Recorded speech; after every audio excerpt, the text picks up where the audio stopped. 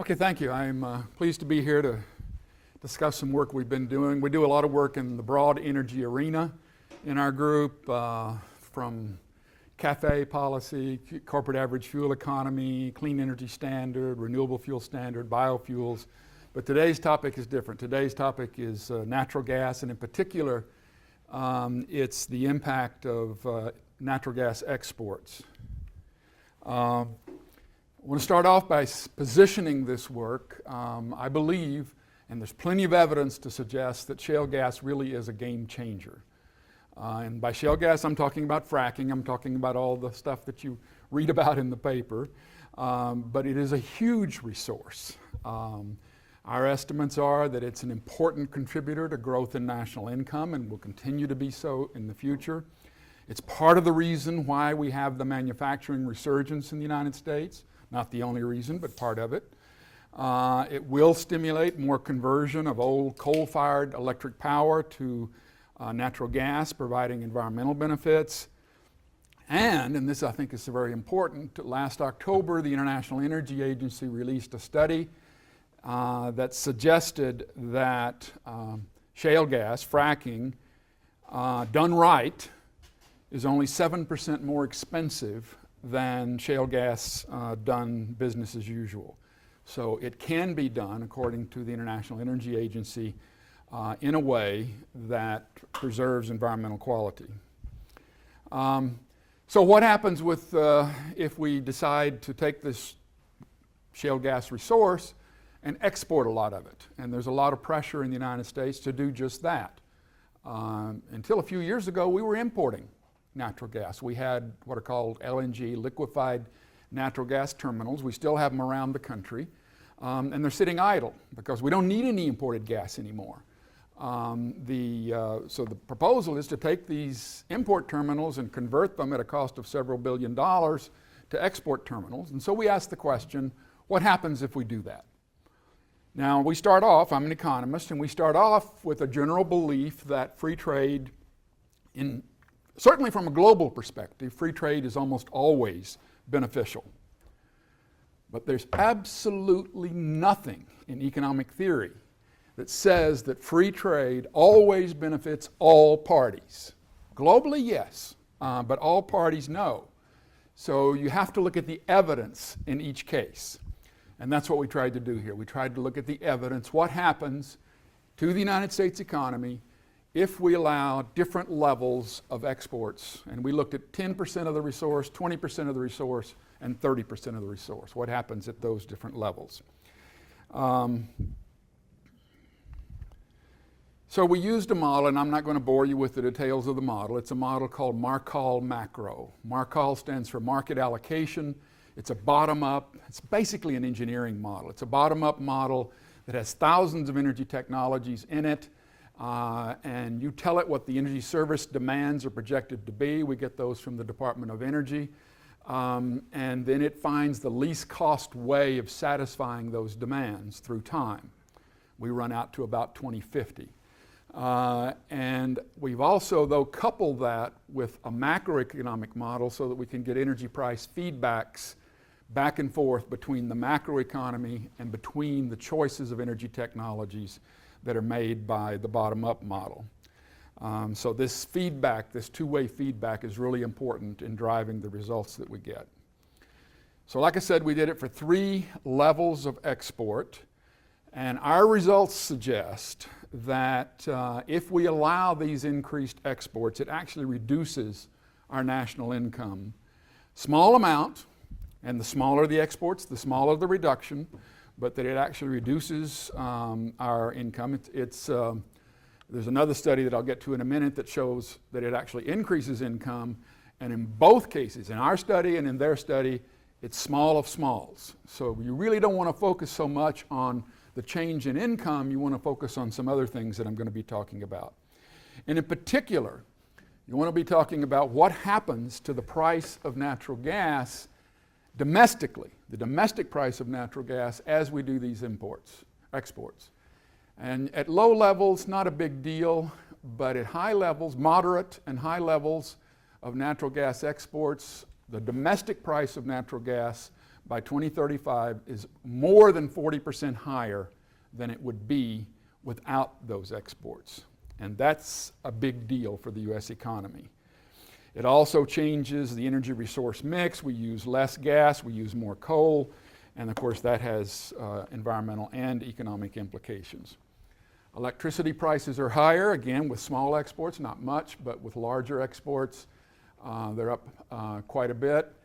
And also environmental emissions are up in both the moderate and the high case because you're using less gas and more coal to generate electricity primarily. We looked at the impacts in electricity, in transportation, and in manufacturing. And this is an illustration, and you're getting the short, I'm being easy on you today, you're getting the short version of this, so I'm not giving you the full-blown gory detail of all the pictures and graphs and the like, but this is what happens in transportation with the moderate increase in natural gas exports. The reference case is here on the left. The big hatched area here is LNG. It's basically T. Boone Pickens. It's the long-haul trucks. And you can see that T. Boone Pickens basically goes away if you export the gas. It's the marginal use, and it's no longer economic if you're exporting even moderate amounts of gas. There was an article in the paper this morning that Indiana's considering, or some of the legislators would like to consider subsidizing natural gas vehicles and natural gas filling stations in the state so we can get that industry going. Light duty vehicles also basically disappear under the moderate export case. The thing that stays, fortunately, is fleets. We've done a study for the Lafayette City Bus Company here to look at the economics of converting their fleet to natural gas over the next decade or so. And it does appear under most assumptions we make to pay, and it's viable enough, it's strong enough that the fleets stay even with the moderate case. But many of the other transportation uses of gas disappear. Manufacturing is a hard-hit area. Like I said at the beginning, the manufacturing resurgence in this country is partly due to cheap natural gas, and it gets hit pretty hard. For the moderate case, the declines range from 2 to 3.1%. May seem small, but if you're in that sector, it's not so small. And we looked at primary metal, non-metals manufacturing, paper, and chemicals. But chemicals in particular, as you would guess, was hard hit. We also looked at what happens in this natural gas export question in combination with a clean energy standard. President Obama in his first term proposed a clean energy standard to go from 40% clean to 80% clean by 2035, if I remember correctly. So when we combine those together, obviously the impacts on electricity prices are greater because you've got both the clean energy standard and the higher natural gas prices working in combination, and so the impacts on the electricity sector are much more severe. The other study was a study that the DOE commissioned on a consulting firm called National Energy Research Associates, NERA. And like I said earlier, they get a small economic gain, $12 billion. Now, to put that in context, $12 billion is about 6 hours of national income. And so it's not a large number at the national scale. And for 2030, it's interesting to break down the gain. So I just took 2030 to give you an illustration. Labor and capital income and indirect taxes fall by about $45 billion, and the transfers to natural gas resource owners increase about $57 billion. So it's essentially a transfer from labor and capital, primarily in manufacturing, to owners of natural gas resources, with the net being, depending on which case you look at, $10 to $12 billion. The wage income falls in agriculture, in energy-intensive sectors, in the electricity sector, and the declines are greater than the increase in net national income of wage falls in all those sectors. The other important difference here is that they get, in every case, there's no case where they get natural gas price increases higher than 20%. And that's the key difference between our two studies. Our study and one other major national study get almost identical results of natural gas price increases, domestic, above 40%. You can see how this might happen. The natural gas price in the United States today is what? It's about $3.50. What is it in Europe? It's about $13. What is it in Japan? It's about $15. Same in China. So there's a lot of money to be made in exports, and the more of this stuff you push out, it's going to bring our gas prices up. And our study and one other get that result, but this one that was done for the Department of Energy does not get that result. They're different models, they're different data sets, they're different parameters, but like I said, the price increase is the big driver of the difference. But also, as is always the case in trade policy, it's not just about the net. In fact, it's rarely about the net. It's about who wins and who loses. The impacts of larger U.S. exports are positive, no question about that. But the two studies differ in what the net is in terms of the effect on the economy. And then there's the distributional question. Do we want to put in peril the manufacturing resurgence? Do we want to increase our emissions by using more coal and less gas? The NERA study doesn't look at emissions at all. So our conclusions are that the decision must turn at least in part on distributional issues, at least in part on what impacts it has on the unemployment rate, at least in part on who wins and who loses. It always does in trade, but this is a classic illustration. If it's low levels we're talking about, it's not a big deal. But our bottom line and all the stuff that we've released has said policymakers need to be cautious. It doesn't say don't approve higher exports. It says be cautious in approving higher exports. And we were really heartened recently to hear Chris Smith, the Assistant Secretary of Energy, who is going to make this decision, or at least he's in the line to make the decision. And he said, the Department of Energy is going to be cautious about approving increased natural gas exports. So we were heartened to hear that at least some of the message is getting through. And then there was someone who testified before Congress last week who said essentially the same thing. And he said, in fact, what we need to do is we need to look at it every 5 years and see what's happening to domestic natural gas prices. He understood that that was a key factor. But you can't do that. These are 30-year contracts. So once it's there, it's there. 5 years, if you've approved 12 billion cubic feet a day or 18 billion cubic feet a day, that's there for 30 years. You may not see the price impacts immediately, but you will see, and you'll see some price impacts even if the export terminals don't get built because it's hanging over the market. So caution, we think, really is in order. I'll stop there and take your questions and comments.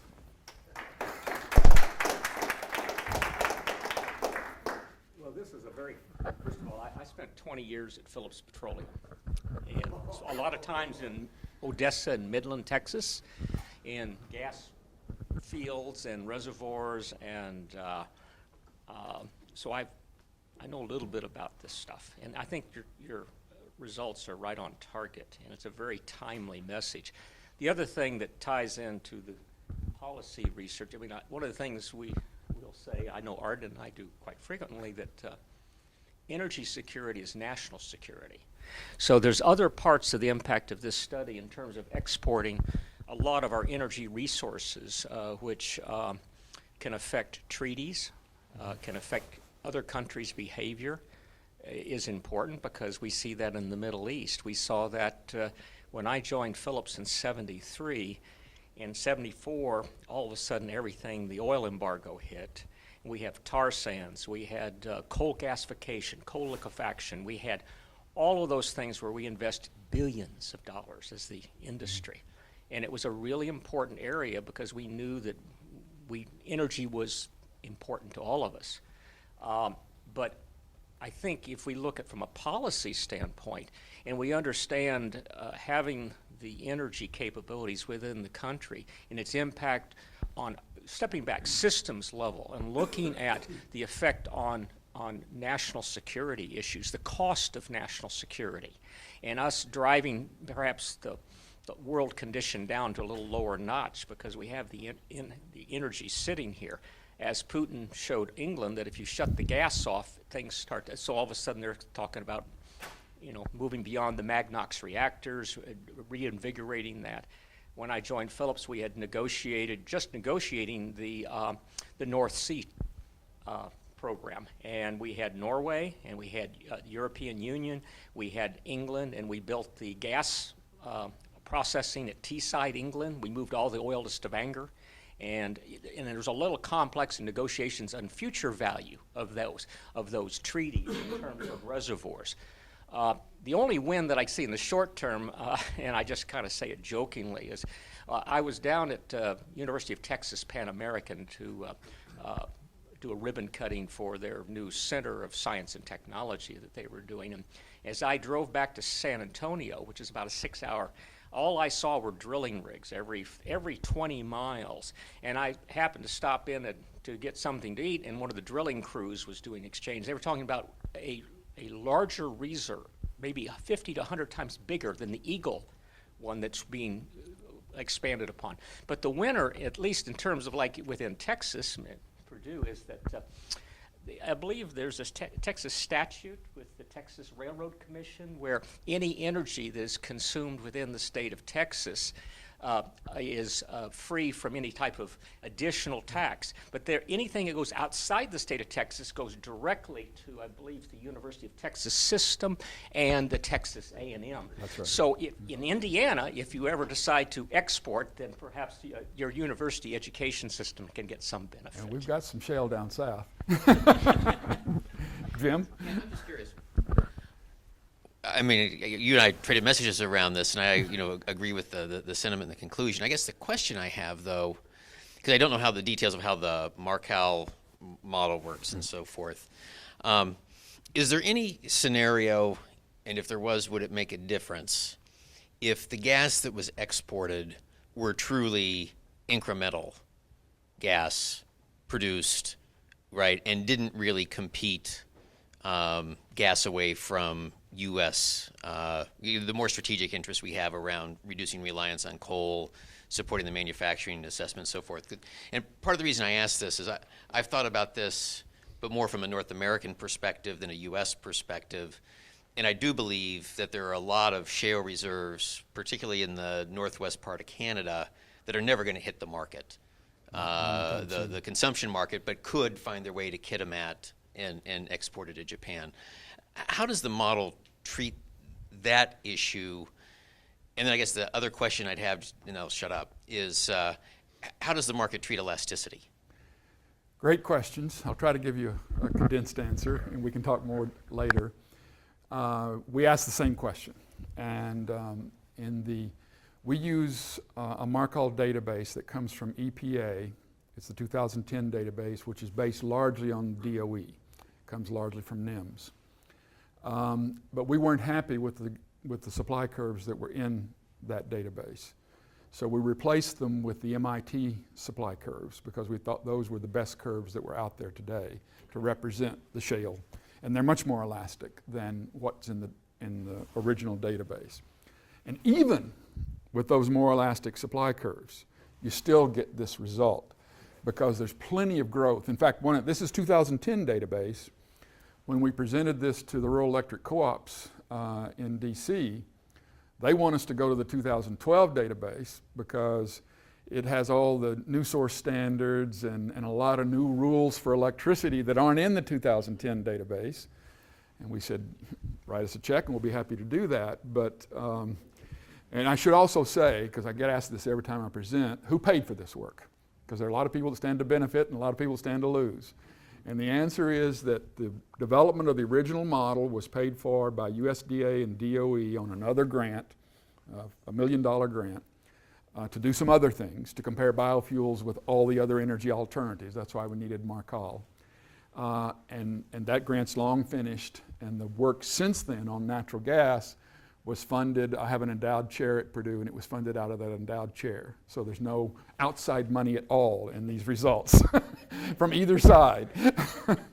Now, in the future, maybe there will be if we do some of this other stuff, but in order to get the true impacts on electricity, you need all these new source requirements, you need some of the new emission standards for emissions, and they are very anxious to have us put that in, and some of the others are interested in getting converted from the 2010 to 2012 database as well. But we have in it now, on a 2010 basis, what we think is the best representation of natural gas supply you can get, with all the new technology, with all the new shale and tight gas and everything else, and we still get these responses, which is, frankly, was somewhat surprising, because we thought having these more elastic supply curves, part of it is constraints on how fast you can drill the stuff. The price of stainless steel, the price of all the drilling stuff has gone up, and the labor shortages and all of it. Part of it is you can't, it's there, but getting to it fast enough to have a completely elastic supply curve isn't possible, physically possible. And we have all that in the model as well. It's a very, very detailed model, which is one of the reasons, I'm half engineer and half economist, and one of the reasons I like it is because it has all the engineering richness and the economic richness. Yes? In looking at potential export markets for U.S. LNG, to what extent have you looked at Europe, particularly the potential for the U.S. to replace Russia as a supplier for LNG to European countries? Good question. I didn't give you one of the details on the rules. Any country with whom we have a free trade agreement does not have to have DOE approval. So that's why we can export to Mexico right now without any approval, and any other country with whom we have a free trade agreement automatically can receive it. We do not have a free trade agreement with Europe. We do not have a free trade agreement with Japan, and we do not have a free trade agreement with China, and those are the three most likely markets. It's kind of interesting, though, take the case of China. Ask yourself, is it in our national interest to reduce the cost of natural gas for Chinese manufacturing, all at the same time increasing the cost of natural gas for American manufacturing, thereby having an effect on our terms of trade or balance of trade that's not even in this model. So it goes beyond what's in this model. We're developing another model that'll capture that, but it's not even in this model. So the political question about NATO is an important one. Senator Lugar, before he left office, introduced a bill encouraging DOE to look at exports to Europe for political reasons, not for economic reasons. There's a question back here, one over here. Well, first I was going to ask if NERA study was funded by the coal industry. But on a more serious note, how can clean energy standard, national security, and increased natural gas exports be in a consistent framework? Well, that's what we're basically saying, is that they cannot, at least by these results, that you have a choice. You can follow the market, whatever the market tells you, which is export all of it, and then you have all these other consequences, or you can say, let's look at our national interest. And that's what we... Especially when I just saw a couple of, I forget, it was the Shell, I think, CEO or somebody, a couple of the chemical companies in Europe, German companies shifting their productions to the U.S. exactly for this reason. Yeah. Why would we give that advantage away? That's what we're asking. Thank you. Questions? One other I'm going to assert, and you just tell me I'm wrong or right. And I don't know if it bears tons of, to the specific thing you were looking at. I always carry in my head that global LNG prices are always set off oil alternatives as opposed to the supply curve for LNG. I don't know if that's right or not. But given, I guess the other thing that I think supports your point of view is we often think about shale gas as a North American phenomena, but there are massive shale reserves in China. There are massive shale reserves in throughout Europe, and presumably some probably everywhere. Is there also just a possibility that by the time, even if you decided to go down the export path, given that all these other countries are presumably going to try to monetize their own reserves as well, that the whole attractiveness of the global LNG market just kind of collapses because LNG starts to get priced off of incremental cost of LNG as opposed to the oil alternative? I think it's an excellent point, and it's another reason why caution is in order. China has very large shale resources. They signed last week a production sharing contract with Shell. They've had this, and they haven't done anything with it. And this contract they signed last week was the first one that's been signed. And there are other regions around the world. Europe has some. They're going to be more reluctant to tap it than the US or China or other places. Environmental reasons. In the US, the prices are totally decoupled, completely decoupled. Globally, they're more coupled than they are here in the US. And part of the question this gentleman raised is do we want to keep that way? Do we want to keep it decoupled to our advantage? Anything else? Thank you all very much.